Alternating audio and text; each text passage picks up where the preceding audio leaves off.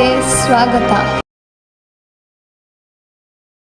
BPL ಕಾರ್ಡ್ಗೆ ನಿಗದಿಪಡಿಸಿರುವ ವಾರ್ಷಿಕ ಆದಾಯ ಮಿತಿಯನ್ನು 3 ಲಕ್ಷ ರೂಪಾಯಿಯವರೆಗೆ ಹೆಚ್ಚಿಸುವ ಬಗ್ಗೆ ಸರ್ಕಾರದಲ್ಲಿ ಚರ್ಚೆ ನಡೆಯುತ್ತಿದೆ. ಈ ಬಗ್ಗೆ ಮುಖ್ಯಮಂತ್ರಿ ಡಿ.ಕೆ. ಶಿವಕುಮಾರ್ ಅವರ ಜೊತೆ ಚರ್ಚೆ ನಡೆಸಿದ ಬಳಿಕ ಅಂತಿಮ ತೀರ್ಮಾನ ಕೈಗೊಳ್ಳಲಾಗುವುದು ಎಂದು ಆಹಾರ, ನಾಗರಿಕ ಸರಬರಾಜು ಮತ್ತು ಗ್ರಾಹಕ ವ್ಯವಹಾರಗಳ ಸಚಿವ ಕೆ.ಎಚ್. ಮುನಿಯಪ್ಪ ಅವರು ತಿಳಿಸಿದ್ದಾರೆ. ಮುಂದೂಚರೆಂದಂತ ಕೇಂದ್ರ ಸರ್ಕಾರದ ಮಾರ್ಗಸೂಚಿಗಳ ಪ್ರಕಾರ ಬಿಪಿಎಲ್ ಕಾರ್ಡ್ಗೆ ಸಂಬಂಧಿಸಿದ ಆದಾಯ ಮಿತಿಯನ್ನು ಪರಿಷ್ಕರಿಸಲಾಗುತ್ತಿದೆ.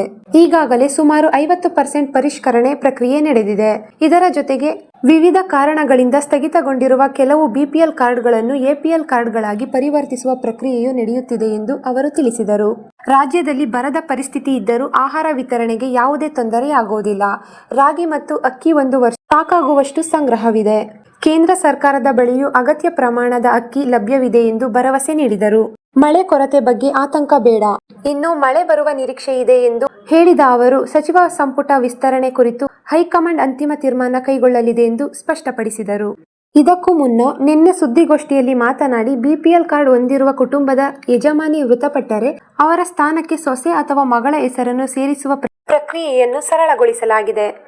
ಈ ಹಿಂದೆ 3 ತಿಂಗಳು ತೆಗೆದುಕೊಳ್ಳುತ್ತಿದ್ದ ಅನುಮೋದನೆ ಈಗ 1 ತಿಂಗಳೊಳಗೆ ಪೂರ್ಣಗೊಳ್ಳಲಿದೆ ಎಂದು ಹೇಳಿದರು. ಇನ್ನೊಂದೆಡೆ ನ್ಯಾಯಬೆಲೆ ಅಂಗಡಿಗಳು ಬೆಳಗ್ಗೆ 6 ಗಂಟೆಯಿಂದ ರಾತ್ರಿ 10 ಗಂಟೆಯವರೆಗೆ ತೆರೆದಿರಬೇಕು ಎಂದು ಸೂಚನೆ ನೀಡಲಾಗಿದೆ.